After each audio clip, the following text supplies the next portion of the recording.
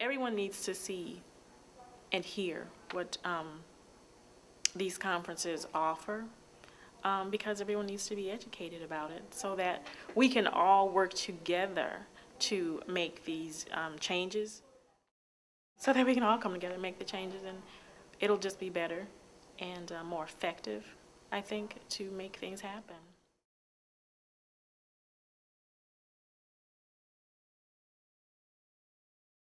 My name is Samira Bilal Roby.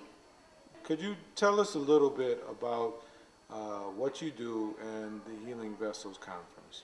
What I really do is work to bring communities together. I like to work as a catalyst to bringing communities together to do some networking, to start learning from each other, to communicate, to see what emerging needs are going on in the community, to address some of our concerns jointly as communities of color, to put national and local speakers and educators and civic leaders in front of us to have a dialogue which in a way to find solutions to some of our problems we're facing, many barriers. We're here for healthy child development for all kids. So we're all of these having that common goal, I think it would. But so we need a community organizing approach and common goal. That's been a question for a number of us for a while. So how do you build a campaign around that? You know, you've got the Circle of Parents. That's a huge campaign in and of itself, but how do we blow it up? How do we make it really bigger? And so there's pieces of that here. Circles of Parents, building public awareness and acceptance. My presentation today is on historical trauma and how it relates to adverse childhood effects, taking a look at the Native American community and African American community specifically. Acknowledgement, just letting people know that we know that these things are going on. Then there's a piece about new learnings. Some of the things you learned today, young brains are built. ACEs are common in every culture. This is our 7th annual Healing Vessels, and each year we have a different topic. So in the past we've had school readiness. This year we have Brains Are Built, which is the new research for children's development. So that's basically where we came up with the name from our campaign, African American Babies campaign. So again, it's 7 years of doing this, and it began when I was going to some of our local conferences where I felt that there was not enough leaders of color put before our communities of workers. And so it was with that vision that started the vision of sometimes we have to really take care of ourselves to have our voices heard. Minnesota Communities Caring for Children, they have a long history of taking it to the people. If it's circles of parents, if it's parent leadership, we've always worked with the community.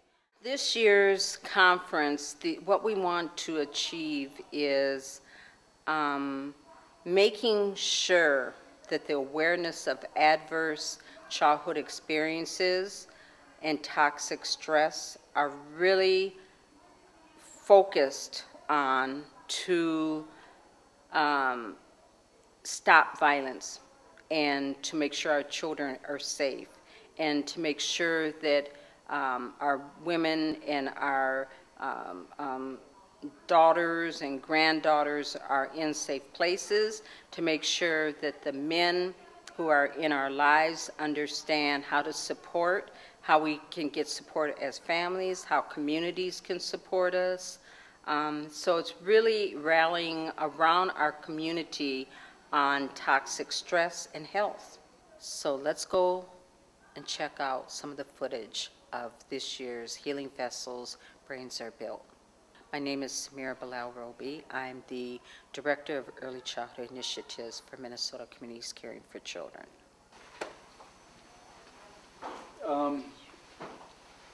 I would say that, you know, I used to do a mentorship program, and the way the analogy we used was the more hands that you have touching a child, the straighter it will grow. And it's kind of like a tree. If you have a tree and you support that tree with supports, it'll grow straight. And so in my belief is that, you know, going back to the old adage, it takes a village to raise a child. It's not the village, it's the people within the village, you know. And sometimes if we look at other folks to do it, then we take the onus off ourselves. And so I believe to keep a child safe, you need to have as many nurturing, caring folks involved in the child's life. Hi, my name is Alice Lynch, and I'm from Minneapolis, and I am a private consultant. I think there's a lot that the community in general needs to hear in regards to some of the trauma that our children are going through, and how we as loving and caring parents may be perpetrating some of that on our children and not being aware of it because we haven't dealt with some of our own trauma. At the same time, I think some of our professionals need to understand that many of our children are not bad children. It's just that they're reacting to stresses that are in their life that we may not be aware of. I don't know, I'm not going to talk about all the Somali community, but I'm just going to talk about the key points that I see in the community. I worked for Head Start for like 5 years. I worked with Circle of Parents, but not to change the name. And I worked for child cares. The problem we have is the mother saying that she can do it all, and no mother can do everything at all. We could use that help, but like we could use that harmony saying our child is being raised by our community. My name is Aisha Ray. I'm a Senior Vice President for Academic Affairs and Dean of Faculty at Erickson Institute. And I have a strong interest in how to create communities that really help all of our children, especially our kids who are really in communities and circumstances that threaten their well-being and their development, how to build a larger community of advocates and champions for those children, and how to do it in a way that changes state policy, national policy, and also funding, fully funding the supports we need for our children and families. You can teach teachers how to do that. And it can be very, very beneficial. In fact, there's school districts that have programs to, in fact, do exactly that. But that doesn't change the whole system. And that, to me, is the real target of trying to change the cognitive and social emotional outcomes of kids. I assume, from who I know is in the room, that people are here who, in fact, try to do this work. Yes, by all means. My name is Dave Ellis. Is that everyone? Cool. No? Oh. I'm a master trainer, so I go around and I train people and organizations around trauma and trauma-informed care. You know what, hey guys, one of the things you learn about processes, and we as human beings have a hard time with this, silence does have a role. Let the silence do its work for a moment. I have had a wonderful conversation with two other people who really care about individuals. I don't know your roles precisely, but I know you care about the students you work with, or the humans that you work with. So, in light of taking care of yourself, let's say use that as a segue. A very powerful thing, in my opinion, was said at the table. And do you mind if I share that, Cece? No.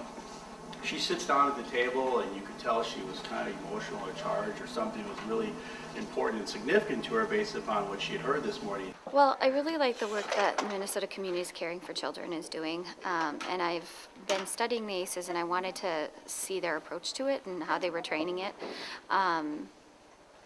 because I think that we need to be more aware of the way adverse childhood events or experiences is affecting kids. As we had talked about cultural responsiveness as opposed to cultural competency, because the competency gives it a sense of judgment. And if I'm not competent in this, then I'm a bad person, and then you shut down all conversation and thought. So it's preferred to say, let's be responsive culturally, so we're learning about ourselves, et cetera, et cetera. And I loved it. I loved today's topic about historical trauma. I loved the feedback session at the end with the World Cafe. It was really nice to hear different people's takes on things. But when she shared that with me, it was kind of like, as a person of color said, thank you.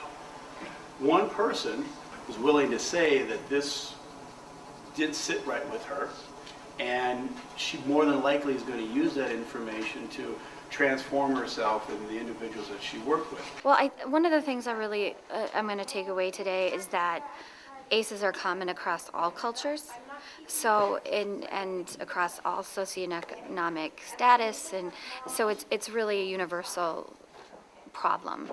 So I can't imagine that there's anyone out there who wouldn't benefit from this, either professionally through their work environment. I mean, I've worked in corporations and office environments where you definitely could see it. I'm thinking there's definitely some ACE situations there.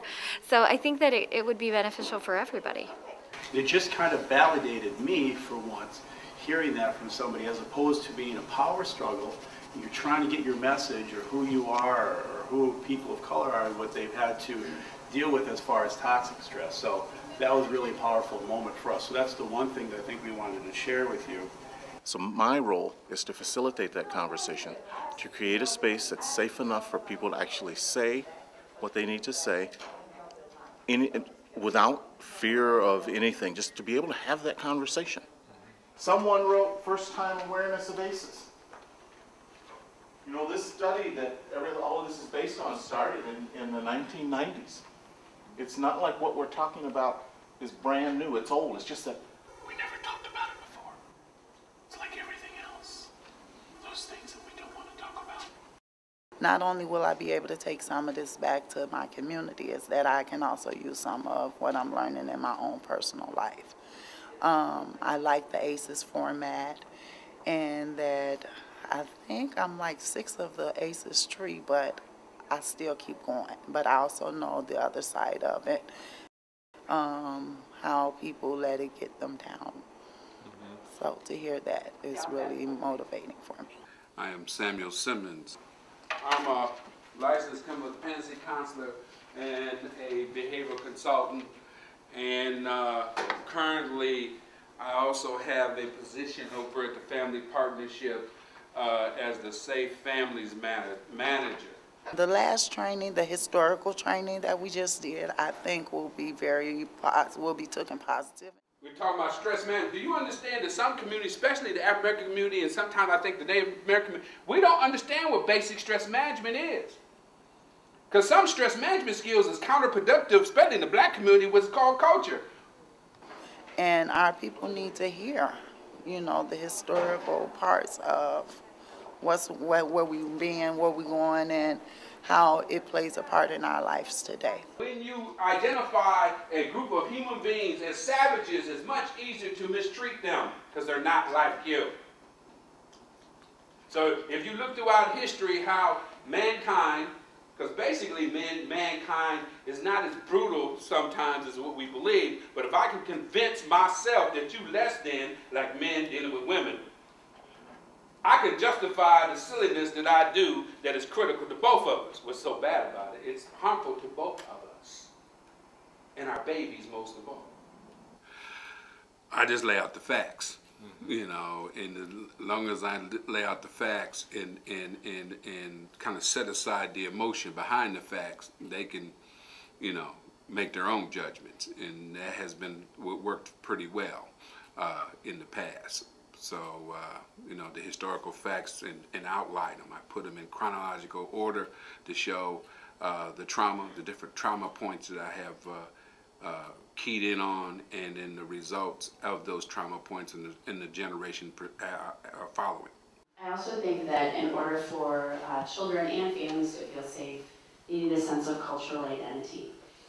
And having the foundation of knowing who you are and where you came from, I think is also a form of safety, which allows you a foundation from which to grow and explore and take risks.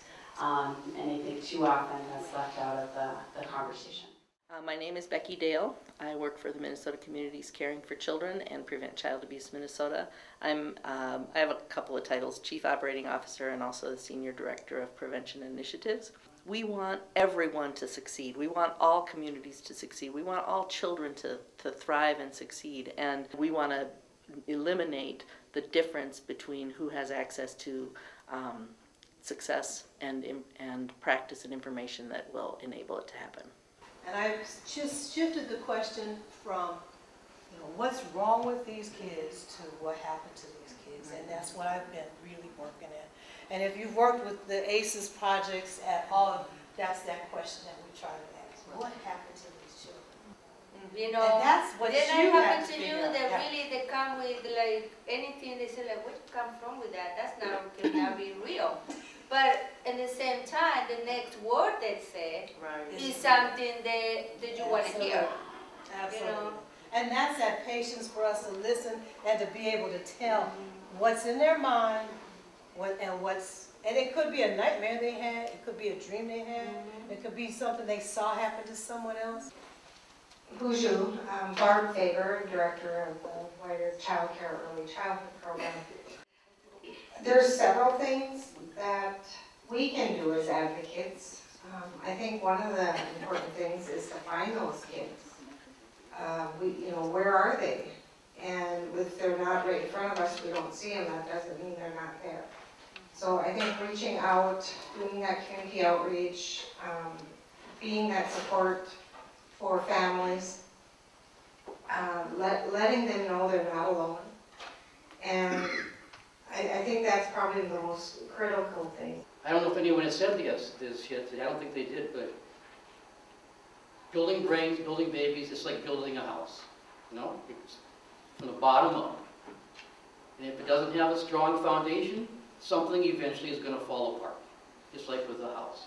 So what can we do to make sure that all kids have those basic building blocks for that strong foundation for health, for learning, well-being, all the assets they need for healthy development? The need for comprehensiveness, the need for inclusiveness, and the need for community-based approaches. How can we bring that together? Yeah, to make one strong voice. There's nursing programs, there's prenatal health programs, Twin City Healthy Start, but really all these groups haven't done this combined, where are we at, what are we working on, where are we seeing any change or success in the whole system? What we need to do is get back to where we once were, to think about if anyone remember the 4 ovals? Early education is one of those ovals, but there's health and mental health, and there's family support. We're ignoring the mental health, family support. We're just focused on, this stage started with a focus on early learning, and then over a period of years we broadened it to include those other things, and now we've gone back to our focus on early learning. So part of what we need is someone to, I don't know, we need probably, I'm not a community organizer, but I always thought that what we needed to serve family, friend, and neighbor caregivers, for example, is not professional development approaches, but more community organizing approaches.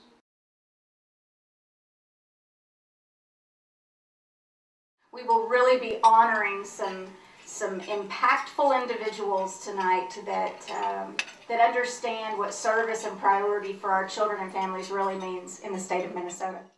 You know, after 4 decades of working with families and children in various capacities as a service provider, one of the things I've learned is that the people drawn to those positions, the people drawn to help others, work with others in service, social workers, teachers, is that some of us have survived and looked at our own histories and saw what was involved with our own stresses in childhood or traumas or adverse experiences.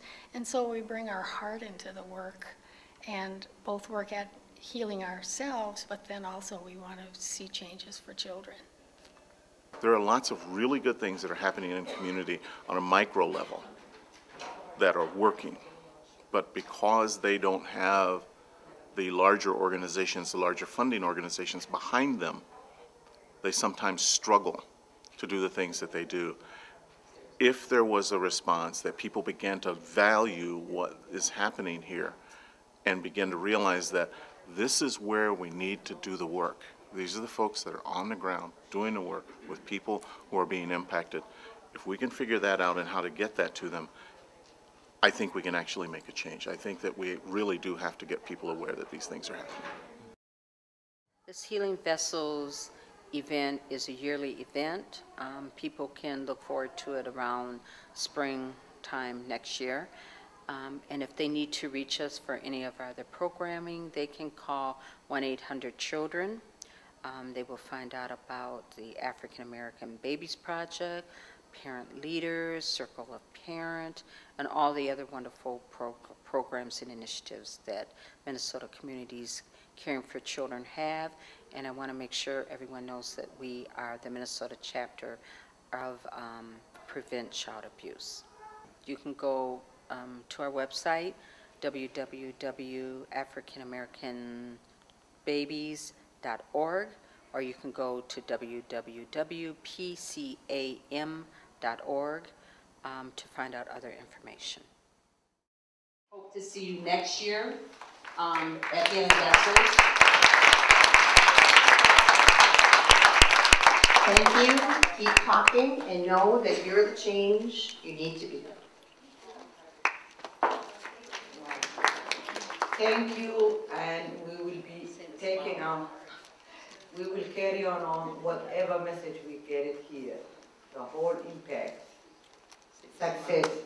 Waxaan leeyahay waxaan halkaan ka maqalno waa inaan qaadano. Waxa kaliya oo naga maqan waxa waaye iskeelka kaliya oo naga maqan waalidiinta sida carruurta ugu xirnaayeen. Arrintaas oo inaan ka shaqeyno annaga kaligeed.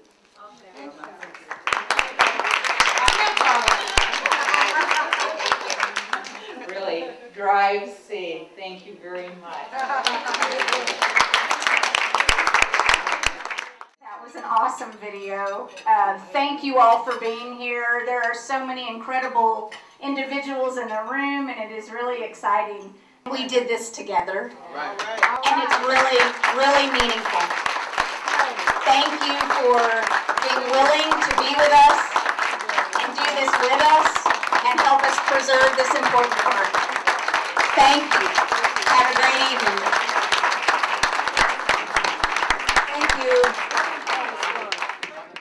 Everyone needs to see and hear what these conferences offer, because everyone needs to be educated about it so that we can all work together to make these changes. It'll just be better and more effective, I think, to make things happen.